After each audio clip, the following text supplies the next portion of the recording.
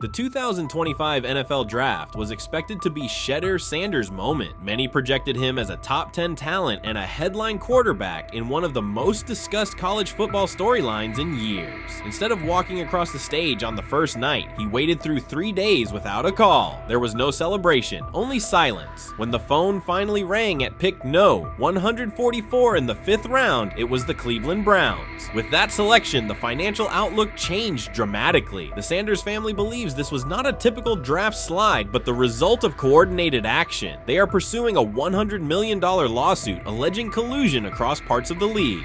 In the months before the draft, Sanders was consistently discussed among the top quarterbacks in the class. Television and digital analysts praised his poise, accuracy, leadership, and command. Scouts highlighted a 74.1% completion rate, record-setting stretches at Colorado, and his rise from an HBCU star to a national figure. Consensus expectations placed him in the first round or early second. Draft night unfolded differently. As picks accumulated, there was little indication that his name would be called. The atmosphere at his private gathering shifted from anticipation to doubt. When the Browns selected him late on day 3, projections for his first contract dropped from an estimated range in the mid-$30 million to approximately $4.6 million, with corresponding reductions in likely endorsements and long-term positioning. According to Deion Sanders and others close to the family, this was not about performance, injury, or conduct. They argue it was coordinated. Attorneys were contacted immediately. The allegation is straightforward. Sanders' value was suppressed intentionally. The family's position is that this was a calculated decision within parts of the league, not an isolated set of evaluations. The legal claims focus on communications that, if authenticated, could be significant. Internal emails, text messages, and owner-to-owner conversations. The family's representatives contend that these materials show a deliberate effort to avoid drafting Sanders in early rounds based on perceived image concerns rather than football merit. One message reportedly under review framed the decision in branding terms. Drafting Shedeur would mean inheriting the Prime brand. The complaint asserts that this view led some teams to discourage others from selecting him unless necessary, not for film-based reasons, but to avoid perceived attention and external pressure tied to his family's profile. A related thread involves speculation about team fit and willingness to play for certain franchises. Past public comments by Deion Sanders were interpreted by some as signals of an Eli Manning scenario. The family's view is that these were strategic statements, not ultimatums. They argue that rather than engage in discussion, teams chose a passive approach, no direct rebuttal, reduced contact, and a collective reluctance to invest a premium pick. If phone records and written communications corroborate coordination, these items could become central exhibits. Media tone shifted as the draft neared. Coverage that had emphasized production and leadership began highlighting intangibles, interviews, and perceived coachability. Anonymous sourcing appeared in multiple outlets, with claims that Sanders skipped combine drills out of arrogance, bristled at film critique, or told one club, "Maybe I'm not the guy for you," after a tense session. A widely cited line, "Nobody wants a celebrity backup quarterback," was voiced by Colin Cowherd and circulated as shorthand for risk. The Sanders legal position is that these narratives did not arise organically, but reflected a coordinated leak pattern that undermined his market value.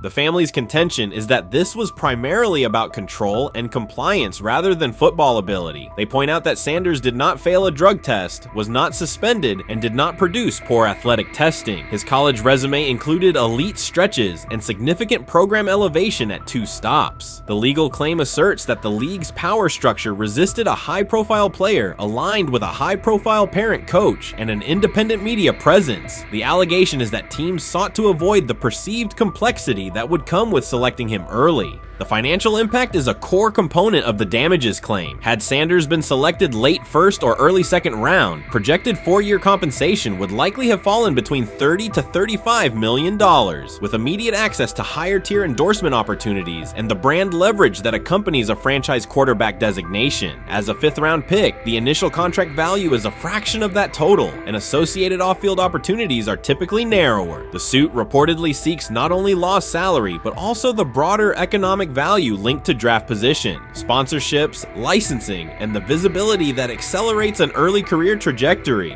The filing's scope, as described by sources close to the family, extends beyond the league office. It may involve media outlets, scouting firms, and specific executives if discovery shows coordination or materially false statements that affected value. The argument is that the draft slide harmed not only Shedeur, but also the broader Sanders brand, affecting perceptions of Deion Sanders as a recruiter, coach, and public figure. The family's view is that narrative construction around brand risk and celebrity backup produced a measurable economic and reputational loss. If a court authorizes discovery, the process would likely compel emails, internal draft notes, and message archives from teams and third-party intermediaries. Subpoenas could be served on media organizations for sourcing records related to anonymous quotes. That level of transparency would be unusual and could reveal how information flows during pre-draft periods. The legal theory moves beyond a single player's evaluation to the draft's integrity, whether owners or executives acted in concert to reduce a prospect's value for reasons unrelated to football performance.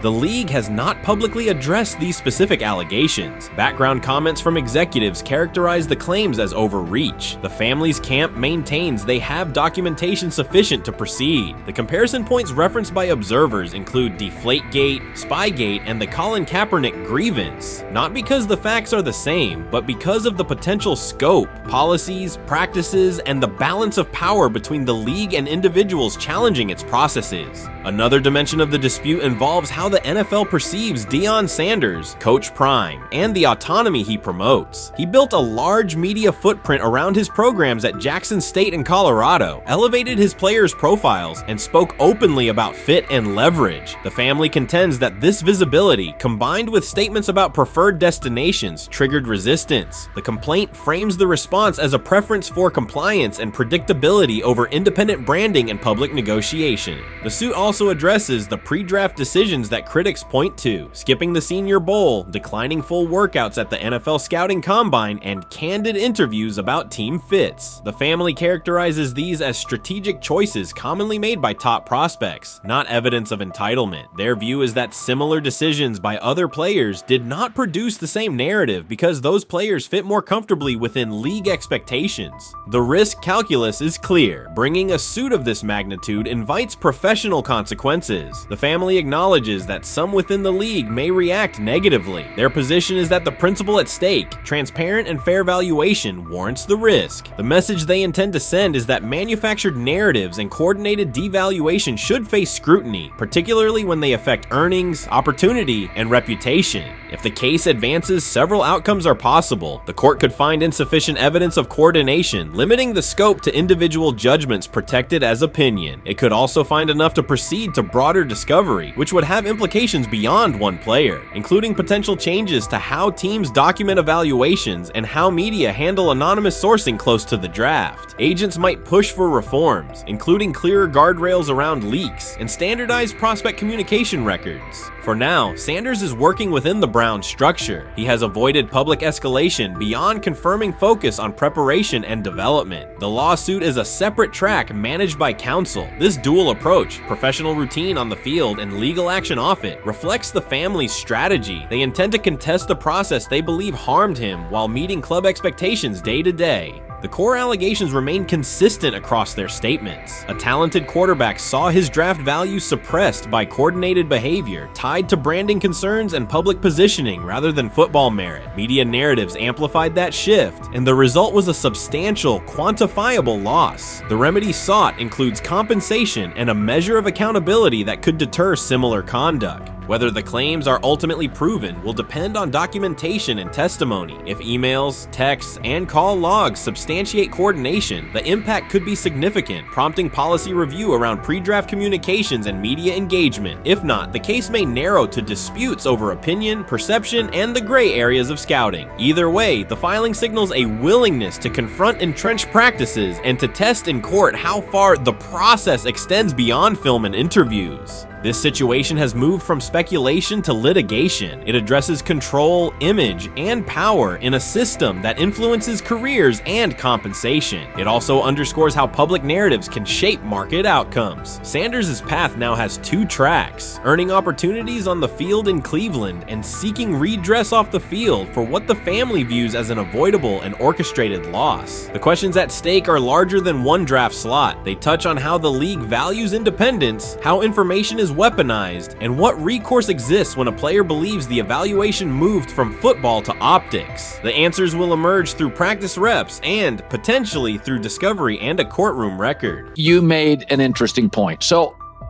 I tend to have the drip, drip, drip. This was my Johnny Manziel theory, is that everybody makes mistakes, especially when you're young. But if I see 2, 3, 4, 5, then you've got a plumbing issue. It's not just you didn't close the faucet. So there's about 6 pieces of video in college where Shedeur was a little bit of a brat, whatever. Then there's the legendary cringy draft room. Didn't love that as a B prospect. Then there's back-to-back speeding tickets, both over 90, and a missed arraignment. The NFL is navigating unexpected headlines after a former Browns coach publicly defended Shedeur Sanders in response to reports of multiple speeding tickets. The coach's statement has sparked extensive online debate. Supporters welcome the show of loyalty, while critics question the motive. Sanders now finds himself at the center of an unforeseen controversy, and observers want to know why a Cleveland coach is standing so firmly in his corner. The story is developing rapidly and continues to draw intense attention. When it came out that he got a speeding ticket, I said it's not really that big a deal. I feel very differently about it now. Over 40 miles an hour over the speed limit, less than 2 weeks after you just got a ticket. I don't know if that's entitlement or immaturity. There's got to be some teams that are feeling very good right now that they didn't draft him. Observers are focusing on Shedeur Sanders' recent speeding ticket, treating the violation as a measure of his character and sidelining his athletic, academic, and philanthropic accomplishments. The incident, driving 15 miles per hour over the limit in a borrowed Lamborghini, has drawn sharp criticism. In response, a former Cleveland Browns coach has taken the opportunity to comment, even though the franchise is widely viewed as unstable due to its frequent coaching changes and limited on-field success. By defending Sanders, he presents himself as an authority on discipline and leadership. The statement, coming from an organization seldom praised for stability, has nonetheless attracted considerable attention across the league. You want to defend him a little bit. I thought this was an interesting take. Yeah, I thought it was really interesting that you said you were out because of the speeding tickets. To me, that's such a minor thing. You were so high on him in terms of his completion percentage in OTAs, and I thought that was a little aggressive on your part. But with the speeding tickets, I got a speeding ticket the first night of the draft, my first year there. I thought maybe I'd get the benefit of the doubt, but they gave it to me anyways. As soon as the former Browns coach defended Shedeur Sanders, social media erupted with commentary, resembling the volume of draft night coverage. Posts and opinions appeared within minutes, and criticism escalated rapidly. Detractors amplified Sanders' minor speeding violation, while supporters argued that such reactions were disproportionate to a single traffic citation. Shedeur Sanders received 2 speeding citations, and the minor traffic issue quickly drew national attention. Before considering the former Browns coach's response, it is useful to clarify the facts. Sanders, son of Pro Football Hall of Famer Deion Sanders and a current college quarterback, was twice ticketed for exceeding the limit while driving a high-performance vehicle. Commentary on social media escalated rapidly, with critics framing the incident as a significant character concern, even as the league has historically tolerated far more serious legal transgressions. Stepping into the debate, a former Cleveland Browns coach, best known for a tenure filled with losses and contested decisions, issued a strong public defense. He argued that 2 speeding tickets should not define Sanders' reputation or overshadow his on-field talent and community work, urging a balanced assessment of the player's actions. I don't love it from a 5th-round draft pick. I don't love that it happened multiple times, but I do think that this is the first time he's been away from his dad, and there's gonna be some growing pains now. Would I sell my stock on it like you are? Not because of a couple speeding tickets, especially in light of the problems that Brown's quarterback room has had to deal with legally in the last few years. I mean, this is This is nothing. The debate quickly shifted from 2 speeding citations to broader claims about integrity, growth, and leadership. The former Browns coach framed the infractions as moments for personal development and urged observers to view them in context. Critics responded forcefully. Some called for disciplinary action, others questioned Deion Sanders' parenting, and a few sought to discredit the coach himself, despite his professional record already being widely analyzed across the league. The reaction underscores an apparent inconsistency in public standards. Fans often overlook on-field confrontations, heated sideline arguments, and other significant controversies, yet they treated Sanders' routine traffic offenses, speeding without evidence of reckless endangerment, as indicators of serious character flaws. If such minor violations were adopted as the primary measure of morality in professional football, many players would face similar criticism.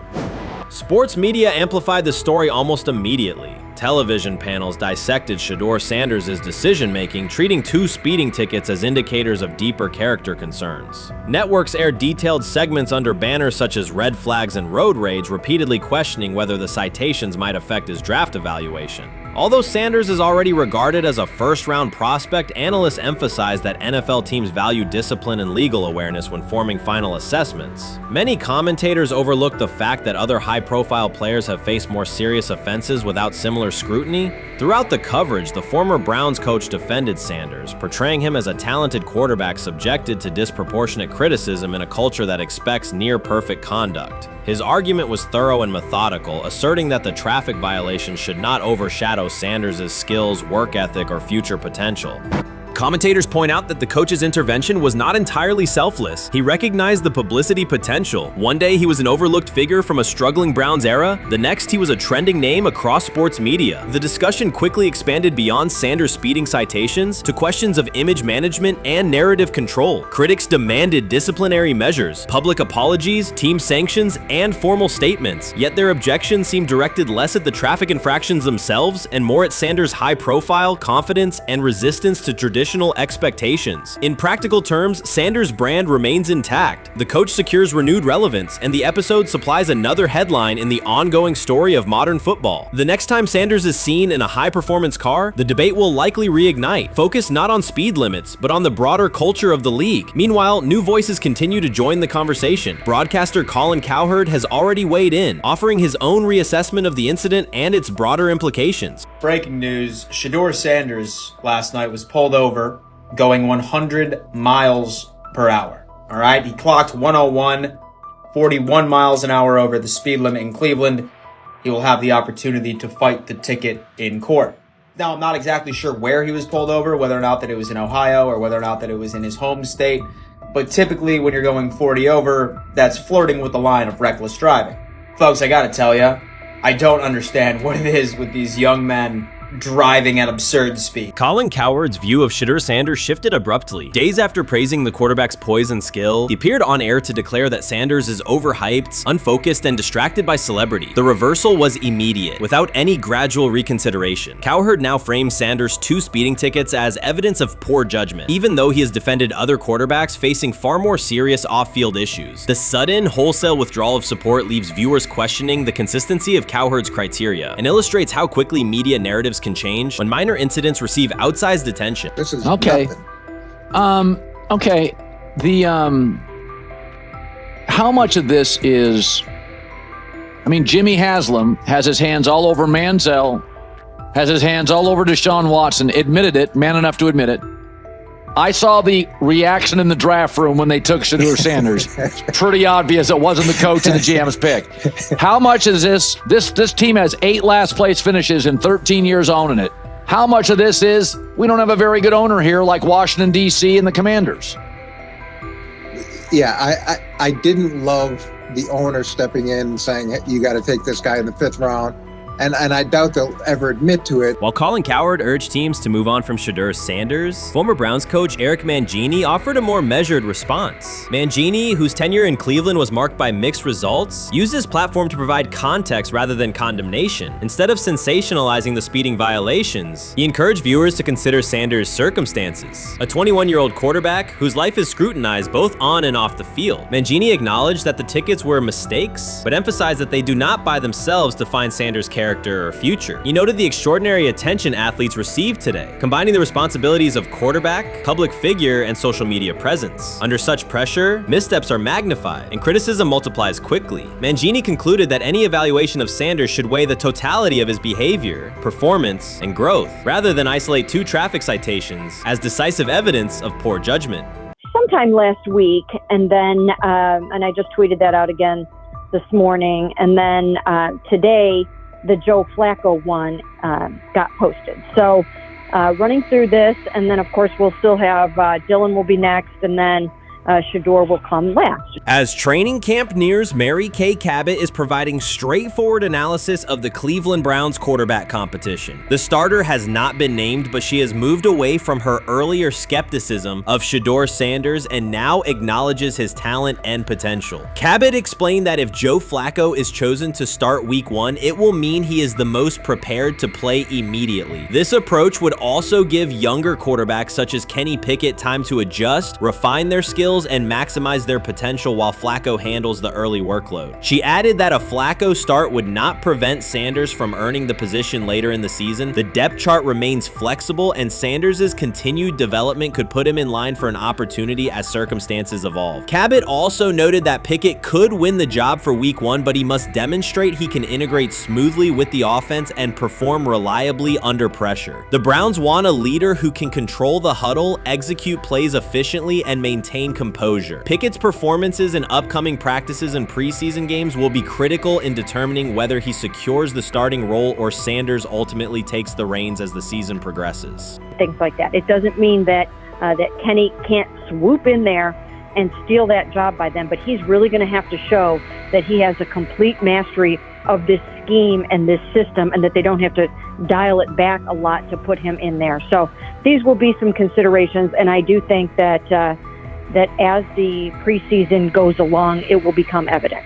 Mary Kay Cabot recently stated that Shedeur Sanders is ready, and the Cleveland Browns are monitoring him closely. After a strong showing during organized team activities and minicamp, Sanders has made notable strides in his development. With continued progress, he is expected to return to the field prepared to contribute meaningfully. The Browns coaching staff is tracking his growth, and anticipation about his long-term role is increasing. Cabot added that if Sanders maintains this trajectory and continues to demonstrate poise within the team, he will have a legitimate chance to earn the starting quarterback job. Each practice rep strengthens his case, reinforcing the possibility that his development could benefit both the player and the organization. As Sanders impresses, discussion about his future in Cleveland becomes more compelling. Cabot also emphasized Sanders' advanced understanding of the offense. She noted that his football IQ appears in every drill and that he seems ready to execute the Browns system at full speed. His ability to process defenses quickly and make decisive reads distinguishes him from his peers. With the appropriate opportunity, Cabot believes Sanders could become a genuine difference maker for the Browns. One area Cabot highlighted is Sanders' command of pre-snap adjustments. His capacity to diagnose defensive fronts and communicate changes gives him an edge and reflects high football intelligence. If he translates those reads into consistent connections with his playmakers, he could elevate the Browns' offense significantly. By comparison, Cabot said quarterback Dillon Gabriel is still refining his grasp of complex terminology and play calling. While Gabriel possesses upside, Sanders' comfort with intricate concepts and his ability to manage tight pockets under pressure give him a clear advantage at this stage. Gabriel must sharpen those elements to compete at Sanders' level. Cabot previously reported that Sanders had already earned first-team practice snaps ahead of Gabriel. Her latest update confirms that Sanders is now approved as the Browns' starting quarterback, solidifying the organization's commitment to him as QB1. Expectations are high, and his response to the challenge will be closely watched throughout training camp and preseason. Cabot further noted that head coach Kevin Stefanski authorized Sanders to take expanded first-team reps beginning next month. This milestone underscores Sanders' readiness and the coaching staff's confidence in his progress. As the regular season approaches, Sanders aims to cement his status as the starter, and the competition for that position is intensified. Though Sanders leads the race, Kenny Pickett remains in contention. Cabot stressed that Pickett must prove he can integrate seamlessly with the offense and perform consistently under pressure. His performance over the next several weeks will determine whether he can challenge Sanders for the starting role.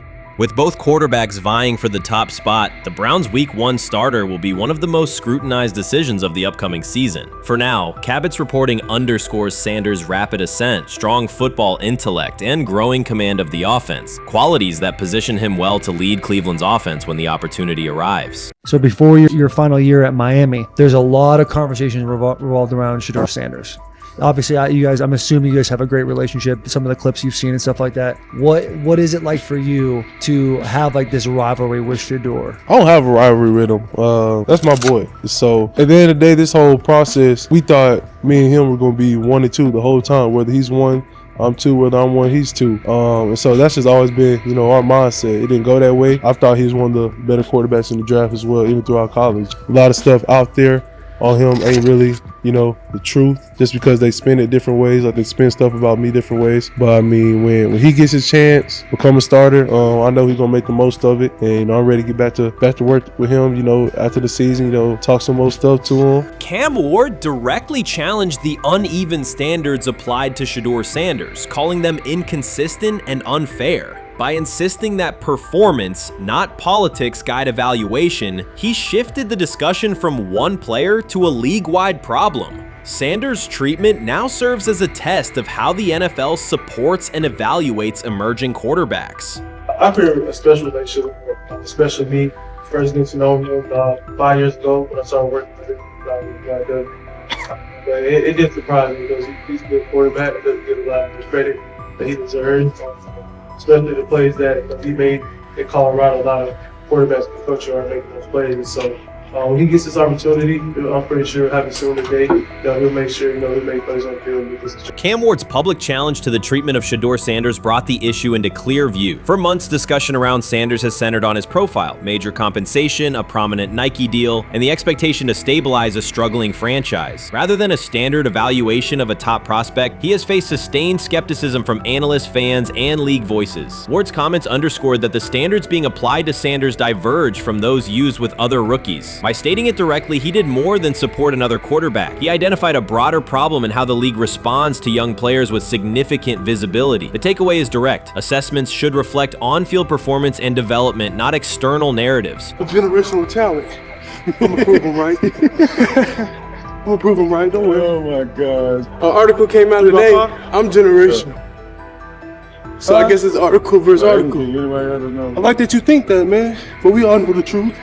What? Trav gonna be first? You generational, I'm legendary. That's cool. We can be legendary. Legendary get their ass. We'll start going in like 5 minutes. Shedeur Sanders entered the league with more than a playbook. He brought a public brand, a family legacy, and expectations unusual for a first-year quarterback. Before his first regular season throw, he was already positioned at the center of attention. Rather than assess him on that reality and his on-field ability, many voices reduced him to marketing, treating visibility as proof of hype instead of performance. Cam Ward pushed back on that framing. His point was simple: judge Sanders by the same criteria applied to other rookies. With Sanders' resume, production, leadership, and composure, most first-year quarterbacks would be discussed as long-term cornerstones. The evaluation should be consistent, focused on development and results, not perception. This is the process with Shedeur, who I know is a buddy of yours, and how do you think both of you guys will end up doing in the league?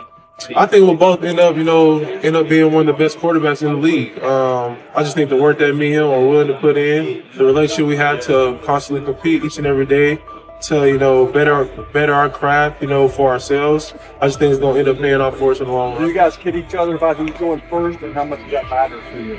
Yeah, we play around, we joke around with it. Really don't mean nothing. The draft pick will never mean anything. At the end of the day, you got to show whether you can prove each and every Sunday. You can't just do it 1 year. Disrespect shows up in two patterns. First, Shedeur Sanders is repeatedly framed through his father, Deion Sanders, as if lineage erases his own work. Discussion drifts to pedigree instead of what the film shows. Second, his visibility is treated with suspicion. His audience reach, partnerships, and ability to lift ratings are labeled hype rather than recognized as value. Instead of acknowledging that he drives demand and expands the stage for his team, critics call it an unfair edge. The result is a skewed evaluation. Star power is held against him while on-field production gets pushed aside. The standard should be consistent. Assess the tape and the development, not the last name or the attention it brings. Well, Ward were microfacts. Cam Ward's remarks went beyond defending Shedeur Sanders. They confronted how the league manages star power. The reality is simple. The NFL markets visibility, but resists it when a player doesn't follow the expected script. Rookies are supposed to be quiet, deferential, and grateful for limited leverage. Sanders arrived with leverage, brand reach, major endorsements, and confidence. And that presence was recast as entitlement. Instead of treating those factors as earned advantages, much of the commentary used them to diminish him. Ward called out that contradiction. The same influence the league sells to audiences is criticized when a young player exercises it. His point is a standards problem, not a personality dispute. Evaluate Sanders on his preparation, leadership, and results. Don't penalize him for having a platform or for using the leverage that the modern NFL itself helps create. Now it sounds like the Cleveland Browns are going to all but imprison Shedeur Sanders in the football sense of a very talented rookie quarterback who obviously needs reps, needs an opportunity, and who now, barring some miraculous luck, will not get the opportunity to play in a single real game. I'm sure many around the NFL are celebrating as we speak. They are chuckling about this. Many in the NFL wanted to teach Shedeur and his daddy. Cleveland became the center of the conversation. With Shedeur Sanders attached to a major Nike partnership, the expectation was straightforward. He should be given real game reps. The Browns instead leaned on Joe Flacco as the default choice, treating stability as the safer path while sidelining a quarterback with clear cultural and commercial pull. Each week Sanders didn't see the field, scrutiny grew. Commentary questioned the value of his contract environment and relevance, and fan debate shifted from development to doubt. That wasn't measured evaluation. It was a delay framed as prudence that eroded confidence in the process.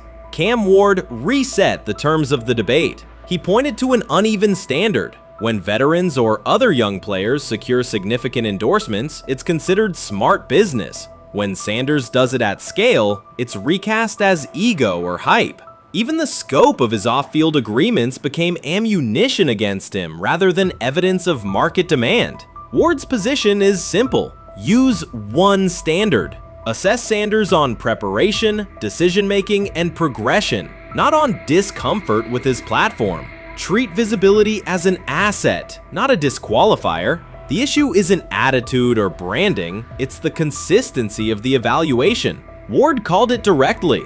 The treatment has been unequal, and it should be corrected by aligning opportunity with performance criteria. Fans need to recognize there's not a team in the league he'd start for. Not one. That's not ridiculous, that's not unfair, that's not a vast conspiracy. Shedeur Sanders fans are Angel Reese fans. They're just fair weather fans who don't really give a fuck about the sport. Most of them are just Dion fucking groupies that followed him when he went to fucking Colorado, just like Angel Reese's fans had never watched basketball prior to her playing at LSU, and they followed her to the WNBA and don't know shit about the sport. That's it. Now Dion fucking groupies are running around acting like, oh, this is payback to his dad. The timing is pivotal. Shedeur Sanders isn't trying to blend into the league's background. He's shaping the agenda. He drives debate segments, fuels short-form highlights, and moves merchandise at a pace most rookies never approach. By the metrics that define modern attention, he is the draw. Yet, a segment of observers continues to undercut him, not because of shortcomings on tape, but because of discomfort with how prominent he already is. Cam Ward put words to what many could see. Coverage around Sanders has been filtered through reaction to his visibility, rather than a clear read of his performance and growth. The market has already weighed in. Demand is real, not manufactured. Nike's record-level rookie endorsement aligned with that reality, signaling long-term value and cultural reach. This exposes a core contradiction. The NFL depends on star power to sell tickets, fill stadiums, and boost ratings, but it resists stars who set terms on their own. Visibility is celebrated until a player exercises it. The fix is straightforward. Apply one standard. Evaluate Sanders on preparation, decision-making, and results, and treat his platform as the asset it is. If the league benefits from his presence, its evaluation practices should reflect that same same reality, consistently and without penalty for scale.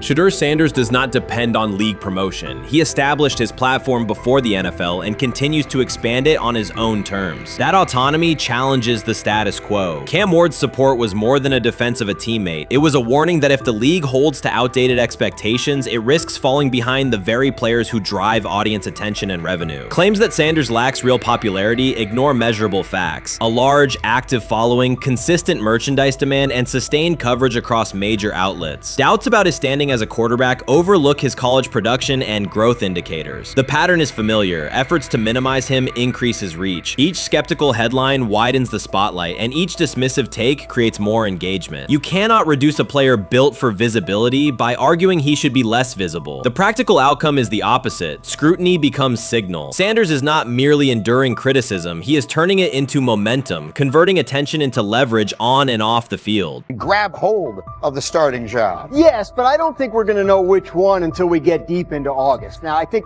we tracked the reps everybody was getting at practice throughout the OTAs and minicamp.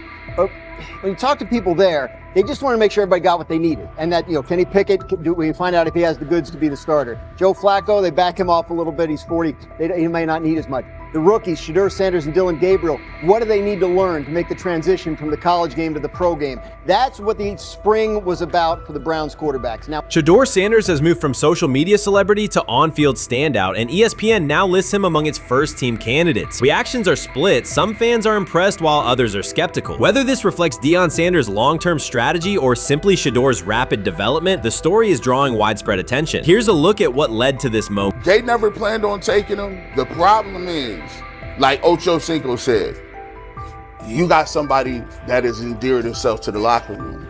And guess what? The difference between him and Tim Tebow, the biggest one, is he can play. He can throw the ball. Tim Tebow running around being an H-back. He can throw the ball. And he's done everything he needs to do. He ain't saying nothing. He ain't rocking the boat. He ain't mad about the reps. He ain't mad about none of that. All the people out there want to see is this, like Tyver said earlier.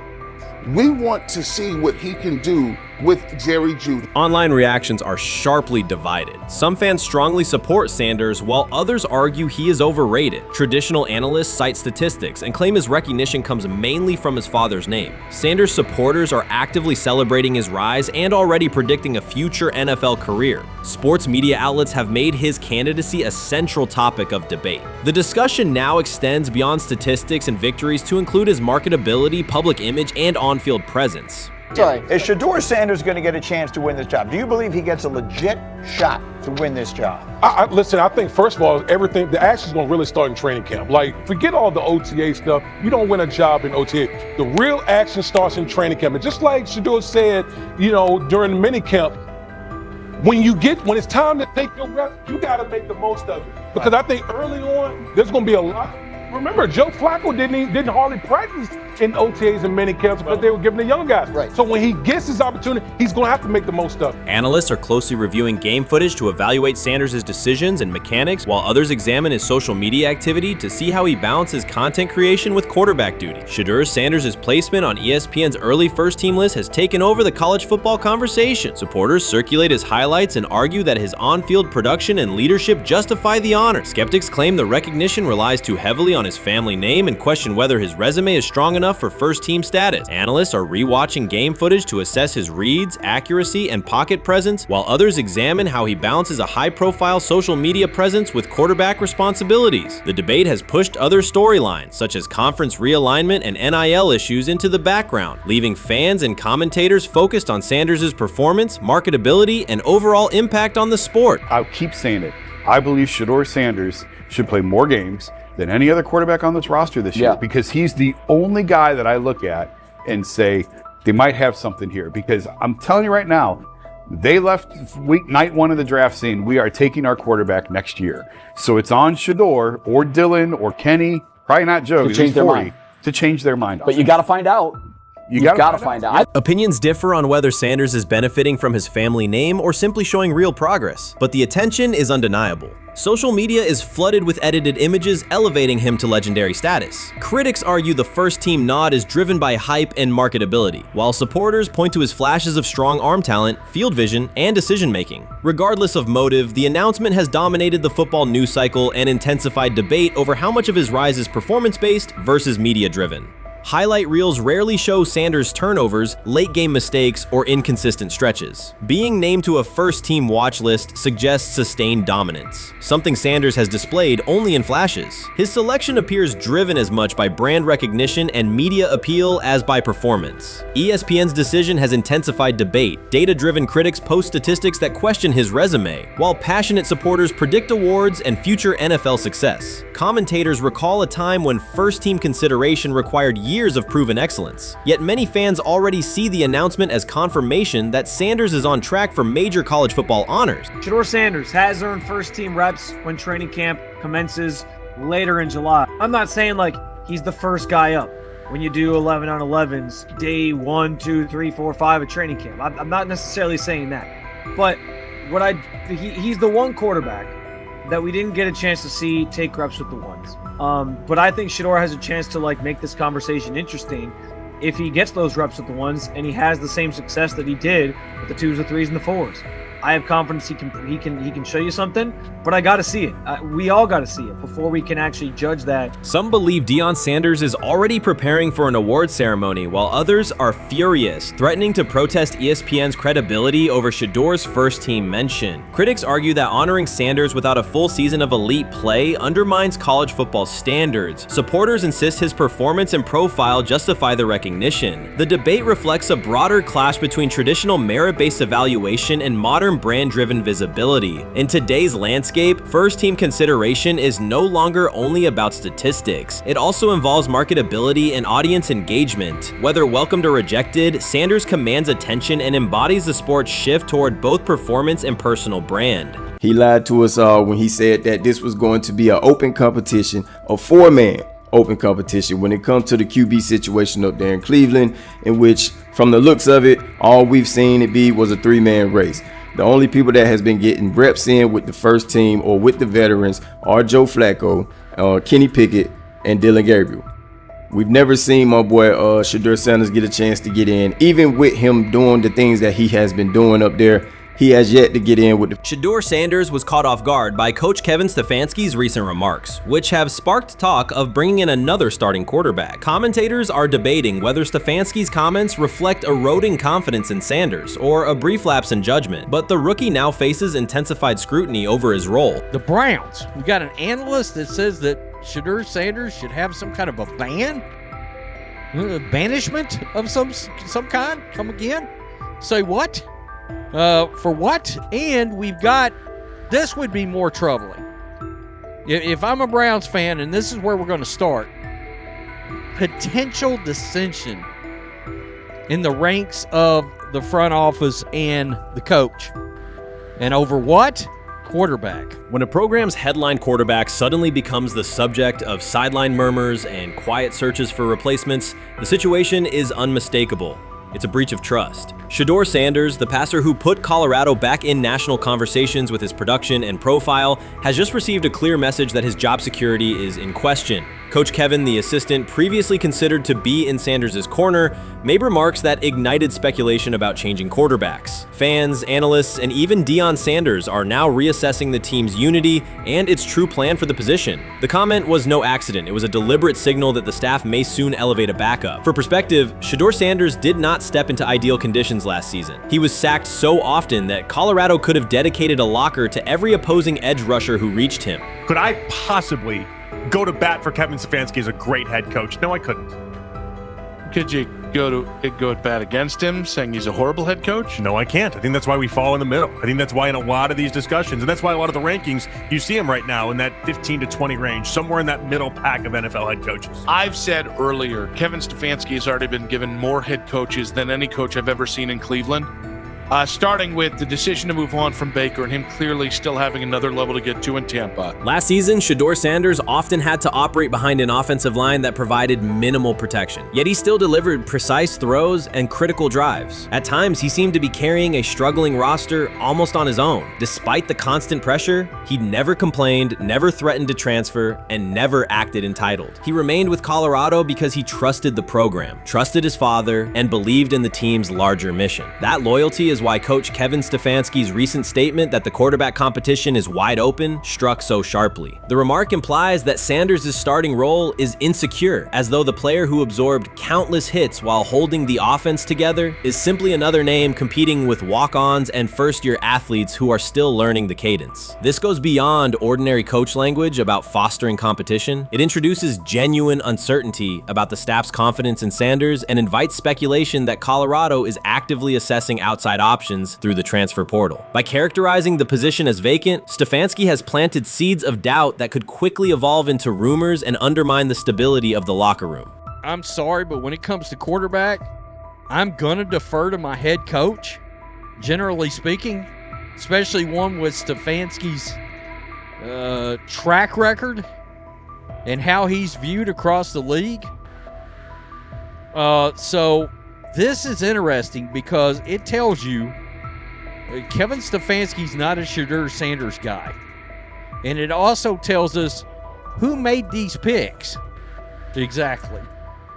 The Cleveland Browns made a rather awkward decision in the NFL draft, opting to take quarterback Dylan Gabriel in the 3rd round well before he was expected to fly off the board. Then 2 rounds later, the Browns took fellow quarterback Shedeur Sanders. So what exactly is going on? Discussion has begun about whether Colorado is actively evaluating another quarterback and preparing for life after Shedeur Sanders. Analysts are debating whether Coach Kevin's move is calculated strategy or a misstep that jeopardizes team stability. Sanders remains a top NFL prospect, Deion Sanders' son, and the program's public face. His highlights dominate social media and his jerseys outsell the team's victories. Yet he is once again being asked to reaffirm his position. The issue is more than routine roster management. It intersects with the family dynamics that shape the program. By portraying the quarterback job as open, Coach Kevin signals to both Shedeur and Deion that the staff is willing to move on despite Sanders' stature. For Shedeur, sitting through film sessions while hearing talk of potential replacements adds an unwelcome layer of uncertainty to an otherwise proven resume. The decision may reflect a desire for a quarterback with a different profile, perhaps someone more mobile and system-oriented, rather than a dismissal of Sanders' accomplishments. What do you think is happening in Browns camp? What do you think is going to happen there? Before I let you go, Lewis. You know, I think it really does all depend on how Kevin is able to, as it relates to Shedeur, work him in enough.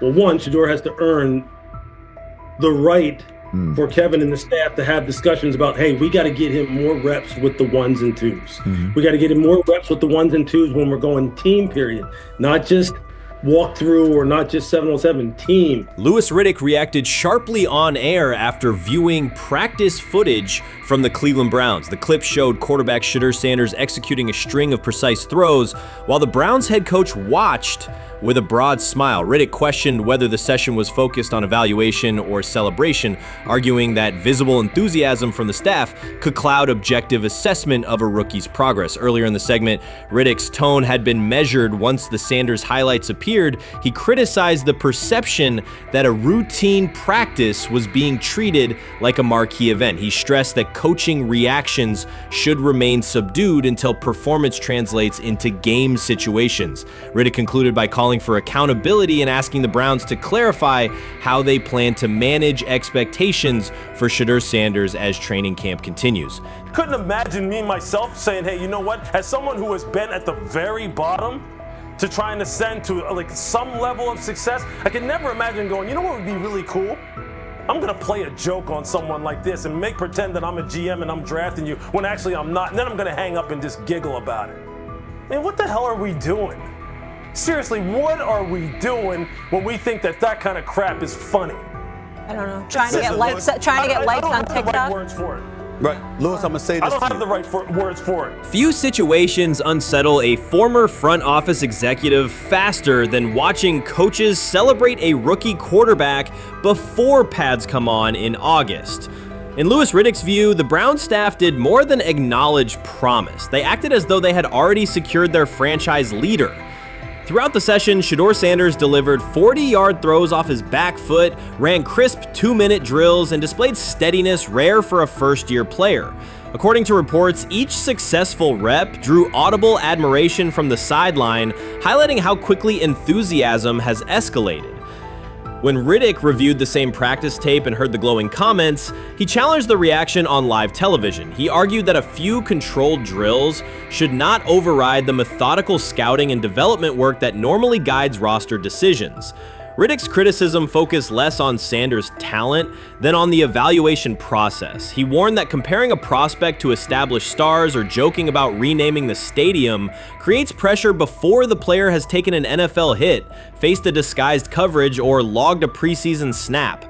Praising potential is acceptable, he said, but anointing a savior in July risks repeating the organization's history of premature quarterback expectations. Sanders brings confidence shaped by his father's legacy and his own disciplined preparation, yet Riddick insists that progress must be confirmed over time. He urged the Browns to temper public excitement, follow a structured development plan, and reserve celebratory reactions for on-field results that matter. Regular season production under live pressure, not highlight clips from a midsummer workout. He has to earn that. Kevin has to figure out a way to do that.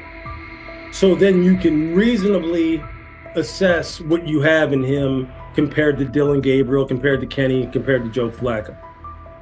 If you don't, then the conversation surrounding him is going to continue to be what it's been, which is, but for some people, he was overhyped all along. He's not that great of an athlete, doesn't have a big enough arm. There's a reason why he was a 5th-round pick, blah, blah, blah, which I don't believe. I believe if he is given enough reps, earns enough reps, and then is given enough reps in meaningful situations, he can throw the ball just as good as Joe, if not better, just as good as Kenny, if not better, just as good as Dylan Gabriel. After more than 2 decades in personnel and broadcast analysis, Louis Riddick was dismayed to see a franchise bypass basic evaluation standards after only a series of eye-catching minicamp throws. Reviewing practice footage from Cleveland, he observed Shedeur Sanders drilling 40-yard passes against uncovered receivers and running 2-minute sequences with poise. In Riddick's view, those reps, conducted without pads, contact, or a disguised rush, show arm talent but reveal little about how a rookie handles game pressure. Riddick said the Browns' reaction drifted from objective assessment to outright admiration. Multiple reports indicated coaches were sketching new concepts for Sanders during dinner and referring to dedicated Shedeur packages well before a padded practice. Even the veterans in the quarterback room showed no visible alarm, a sign that staff excitement had already reset the internal depth chart conversation. The analyst emphasized that his concern is not Sanders' skill set. He acknowledged the quarterback's arm strength,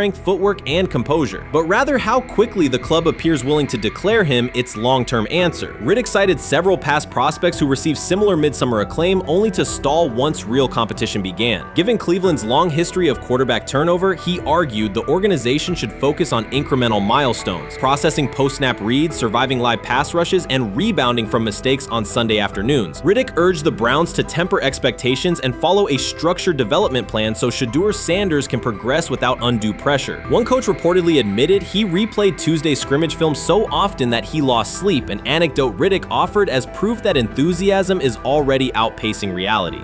All asking now is what is going on with Shedeur Sanders, and so the floor is yours. Maybe you can make sense of this free fall with what was at one point the top-rated quarterback in this draft class.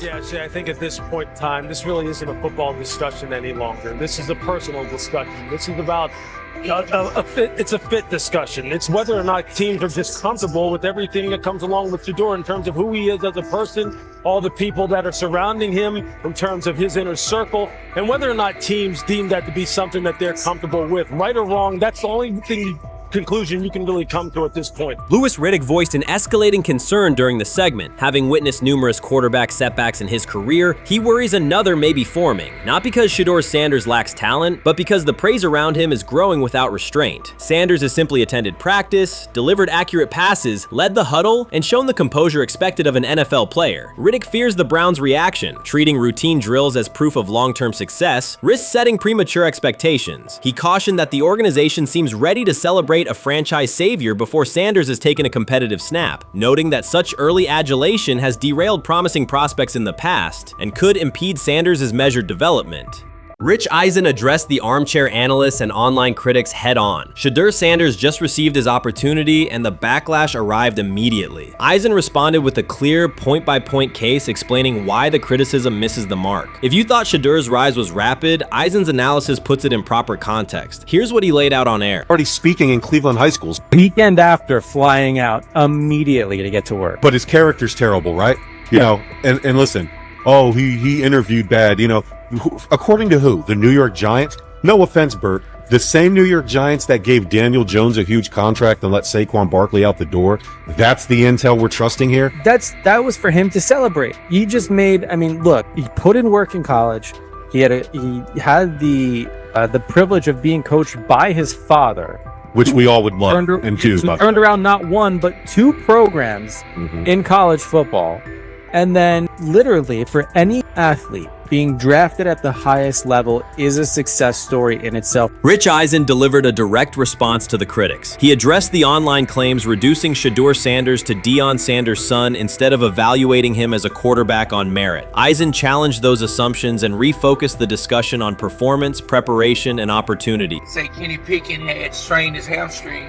Shedeur, they say his first day in pass, 9 for 9, 2 touchdowns, no interceptions. They were just hating on this young guy. Within minutes, Rich Eisen delivered a structured breakdown, addressing each claim with evidence and dismantling weak narratives through clear analysis. He replaced speculation with data and kept the focus on what matters: decision-making, accuracy, leadership, preparation, and game management. The reality is simple. Shedeur Sanders was not given this opportunity. He earned it through performance and consistency against real competition. He accepted the role, met the standard, and handled the moment with professionalism and urgency. No shortcuts, no favors, just results and readiness. Eisen's point was direct. Evaluate Shedeur on his work, not assumptions, and acknowledge that he has justified the opportunity on the field. I've done it at 2 locations already, so it's simple. So that's why when people say I'm not, you know, one of the top quarterbacks or the top quarterback, because what are y'all going based off of? Because I did it year after year after year, and you see the progression. So it's like, obviously, it got to be some type of external hate that you have for the family, for the last name, for anything. Because I know I proved myself. While many were still debating whether he was NFL ready, Shedeur Sanders stepped onto the practice field and operated like a clear QB1, setting protections, controlling tempo, and executing the plan. The narrative that he is just flash, media attention, or his father's influence does not hold up against his work in installs, progressions, and situational drills. What he showed was composure, efficiency, and command of the offense. He processed quickly, protected the football, and delivered on-time throws, demonstrating preparation and control. I'm a firm believer. If I wanted Shedeur Sanders at 2, at worst at 33, of course I already think that he's better than other quarterbacks.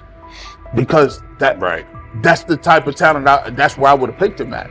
And if he was at 2 or 33, and he still had this same exact skill set, we would be talking about him starting and playing. Right. Well, there'd only be 3 quarterbacks. It'd be 3 quarterbacks, not 4. 4, yeah. But since he moved to the 5th round, that's cool. They might have to go along with it. But to me, I think if you ask who got the best tools, I'm going with Shedeur Sanders. From the first day of camp, he was not there to get by. He arrived to lead. There was no hesitation in installs, no lapses in fundamentals, just precise timing, clean footwork, and consistent velocity to every level of the field. He managed protections, controlled cadence, and delivered in situational work, showing command rather than learning on the fly. The approach was efficient and disciplined, with attention to detail and progressions and ball placement that reflected preparation, not improvisation. At the same time, Rich Eisen addressed the narrative directly and backed it with evidence. evidence. He laid out clips, context, and performance markers to cut through speculation. Eisen emphasized that Shedeur Sanders did not step into this moment because of publicity. He built toward it through sustained work, resilience, and results. The background, media readiness, high football IQ, and a professional approach was developed over years, not days, and it translated to immediate operational control of the offense. The resistance came from familiar places. Some in the traditional guard still frame mobile quarterbacks as limited and expected the nepotism label to define him. That view did not hold up against what was on the field. Composure under pressure, secure decision-making, accurate throws into tight windows, and consistent execution in red zone and 2-minute sequences. Eisen's point was clear. Evaluate Shedeur Sanders on performance and readiness. The evidence shows he earned the opportunity and is meeting the standard with accountability and consistency. Yeah, teams didn't draft him because they didn't think he was first-round talent. And the quote we played and that's on the screen, I think is flatly wrong. We all know this shouldn't have happened. Yes, it should have. It should have happened because this wasn't. Now, again, teams can be wrong. The league as a whole can be wrong. Hell, the Baltimore Ravens drafted a 25-year-old tight end before they drafted Lamar Jackson in the same draft. The die is not cast on who Shedeur Sanders. He stated it plainly. This is not a celebrity appearance. This is a quarterback with pocket presence, leadership, and decision-making that stands on its own. You either show it or you settle into a backup role. Shedeur Sanders is not auditioning. He is establishing himself as the starter. When the opportunity arrived, whether through injury, trade, or depth chart changes, Shedeur was prepared and delivered. He did not hesitate. He executed the offense and finished drives. As others tried to catch up to what they were seeing, Rich Eisen reinforced the same message he has been repeating: evaluate the work. Camp reports have been consistently positive, but the important shift is how the performance is being received. Casual attendees who came to observe left talking about Shedeur's command and poise. Detailed observers focused on his pre-snap reads, protection checks, and audibles, highlighting the mechanics, timing, and ball placement that support efficient, controlled play. I'm about to unleash about Shedeur Sanders. I just watched what happened to Shedeur Sanders in the Cleveland Browns' third and final preseason game. And I'm outraged, I'm sickened, and I'm saddened by the way Shedeur continues to be treated in the National Football League. Now by those sorry-ass Browns and sorry-ass Kevin Stefanski. The Cleveland Browns are once again mishandling a promising quarterback. Skip Bayless criticized the organization for failing to develop Shedeur Sanders and for misusing his skill set. He argued that the team's decisions are undermining Sanders' progress and turning a major investment into a cautionary example. Bayless pointed to inconsistent usage, questionable play calling, and a lack of clear direction as key issues limiting Sanders. He said the Browns need a defined development plan and stronger support if they expect Sanders to succeed. Skip Bayless delivered a direct, critical assessment this week. After seeing Shedeur Sanders in a Browns uniform, he argued that Cleveland is mishandling the quarterback and undermining his development. Bayless said the team's approach shows poor planning and inadequate support around Sanders. He dismissed excuses about strategy and emphasized the need for better coaching, deployment, and protection. In his view, the Browns are setting themselves up for problems before the season begins unless they establish a clear plan for Sanders. Given the team's recent decisions, his reaction is understandable. Cleveland has a history of inconsistent quarterback development. Shedeur Sanders is a premium prospect, the son of a Hall of Famer, a proven college performer, and a widely recognized figure. The organization should prioritize his reps, protection, and a clear development plan, not place him behind Dylan Gabriel as if he were a secondary option. But I'm going to answer this question by saying Shedeur Sanders, and I'm going to tell you why. I think he's being set up to fail. That's right, I'm going to say it. Okay. Here we are on national television, right? There's been 11 practices, if I remember correctly. He's been starting against, he's been playing against the third unit. He's fourth on the depth chart. And then suddenly you throw him into the start line, and he hasn't had any reps for the first team at all. Think about that. So you're just going to throw him to the wolves like that, huh? I mean, you know, if he had first team snaps in practice. Yet here we are. Cleveland has one of the most publicized prospects and is handling him like a depth piece. The broader issue is the franchise's long record of quarterback instability and inconsistent development. That history colors every move they make. When the Browns draft a quarterback, fans don't anticipate a long-term answer. They brace for another reset. Shedeur Sanders should be treated as a priority, not as an afterthought behind Dillon Gabriel. Let's give him a chance. Let's give him a chance with the play calling. You know you have an offensive line that isn't playing that well. So what do? Why not just play the short game so he can get the ball out of his hands very fast to run a competent goddamn offense? Outside of that, Shedeur has to be better in understanding that the offensive line that you're working with right now is not adequate. Why not allow the players that are competing for a job, in this instance, Shedeur Sanders, to finish off the 2-minute drill? When Browns fans see another quarterback selected, they brace for another setback. The franchise's recent history, from Johnny Manziel's failed stint to the rocky handling of Baker Mayfield, reflects inconsistent development and short-term decision-making. Against that backdrop, Skip Bayless's reaction to Shedeur Sanders on Cleveland's roster was blunt. He argued the team is already mishandling a premium prospect by treating him as a secondary option instead of a centerpiece for the future. Bayless's position is straightforward. Sanders is not just a name, he brings proven college production, leadership traits, and significant visibility that can strengthen both the offense and the organization's broader profile. Burying him on the depth chart behind Dillon Gabriel signals a lack of a clear development plan and wastes early momentum. Instead, Bayless contends, Cleveland should establish a defined pathway. First-team practice reps, protection and personnel tailored to his strengths, deliberate play calling that accelerates processing, and measured in-game opportunities that build confidence and execution. In his view, the Browns need alignment from the front office to the coaching staff to prioritize Sanders' growth. Continuing to treat him like a depth piece risks repeating the same cycle that has undermined previous quarterbacks. Committing to a coherent plan gives Sanders and the franchise a realistic chance to convert potential into sustained performance. I think, honestly, guys notice it more when you're out winning games, right? If Cleveland starts off in a bad start, they're not doing well, and all of a sudden Shedeur or Dillon Gabriel are doing well in 7-on-7. They're throwing dimes. In practice drills, the number one defense can't stop them.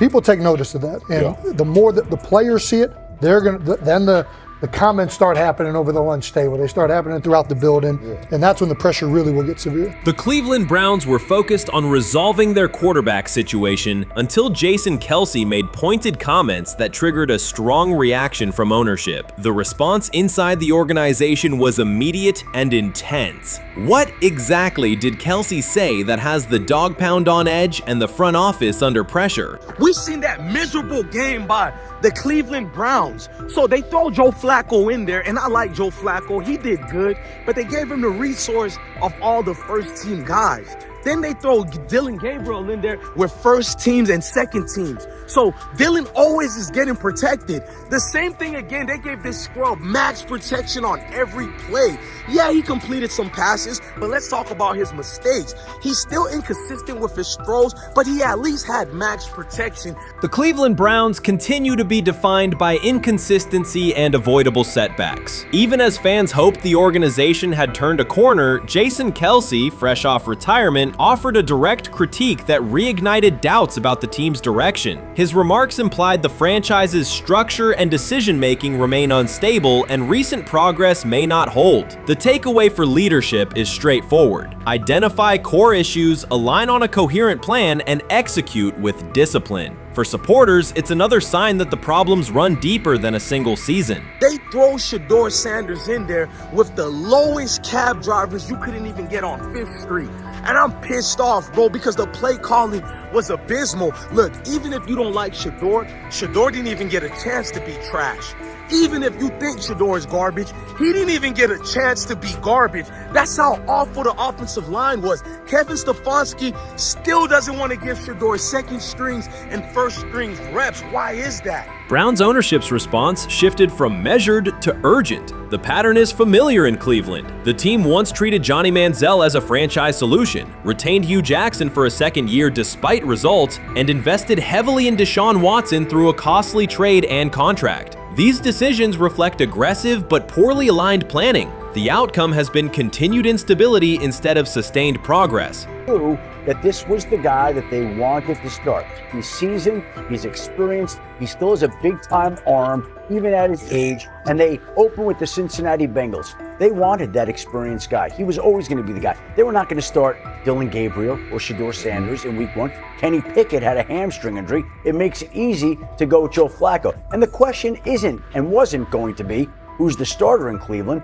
The question is, who's going to be the backup in Cleveland? Who's going to be the number 2 quarterback when they open the season against these Bengals? Fans still show up season after season, expecting improvement and bracing for setbacks. The usual pattern has been early optimism followed by a gradual collapse. But last season was different. For a sustained stretch, the Browns looked organized and competitive, resembling a functioning team. Couple days, 3 days until roster cutdowns. How do you feel about that? Do you feel like you belong here on this team?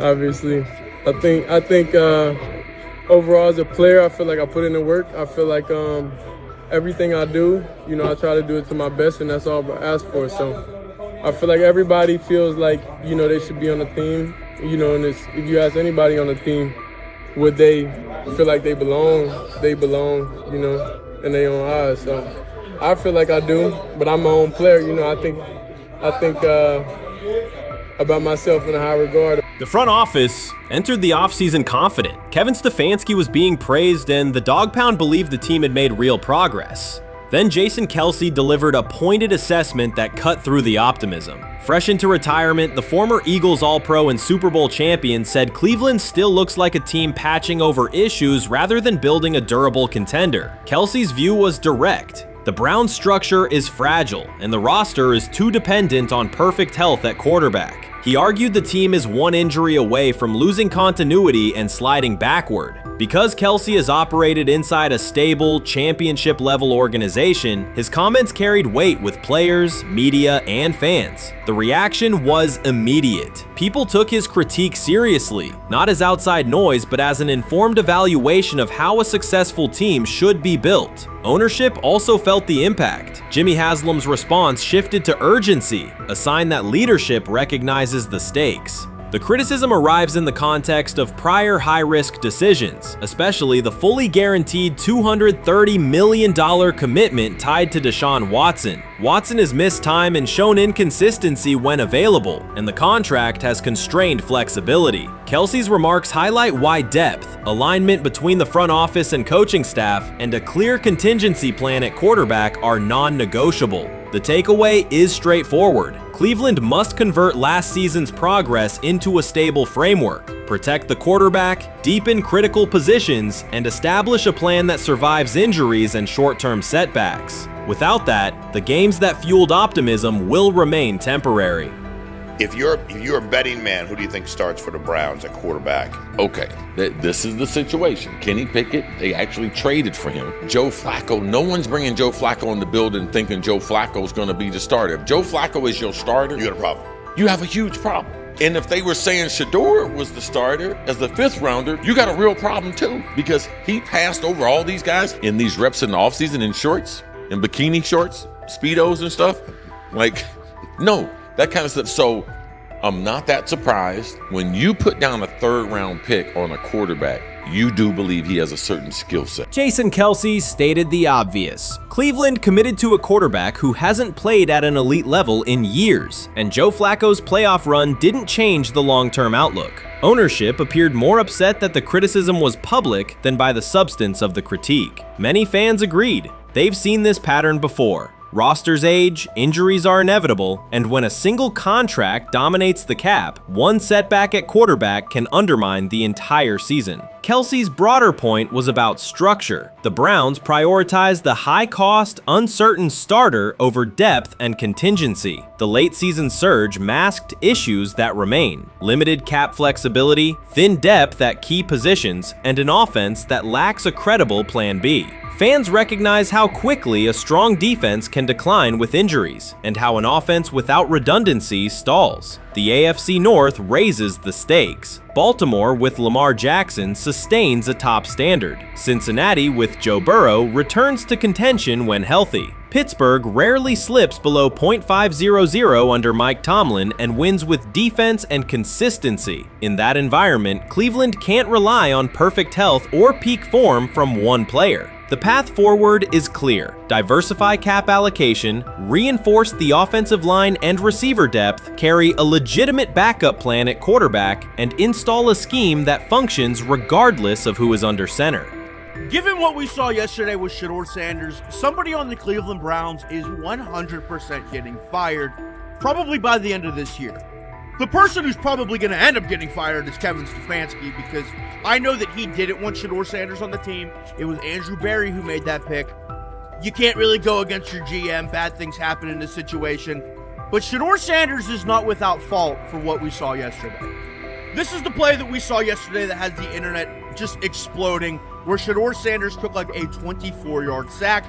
Half of the internet is saying that this is all Kevin Stefanski's fault. Cleveland showed progress last season, but the underlying concerns remain. Jason Kelce highlighted them directly. The Browns' long-term plan is fragile, cap-constrained, and overly dependent on perfect health at quarterback. His comments focused attention on structural issues, roster depth, continuity in coaching, and a sustainable offensive approach, rather than a single hot streak. That criticism resonated because it reflected what many around the league already see. Ownership's reaction underscored the sensitivity. Jimmy Haslam has presided over frequent coaching and quarterback changes, and external scrutiny carries weight when it comes from a respected veteran with championship experience. Kelsey's remarks reinforce that last year's Joe Flacco stretch was a short-term solution, not a foundation. The team still needs a durable plan that can withstand injuries and inconsistency. The practical takeaway is clear: stabilize the system, diversify cap usage, and build depth at key positions so the offense functions regardless of who is under center. That includes a coherent development pathway for younger talent such as Shedeur Sanders, with defined practice reps, protection, and scheme alignment. Kelsey didn't say anything outrageous. He articulated the gap between a brief surge and a credible long-term contender. Have the faith of a mustard seed.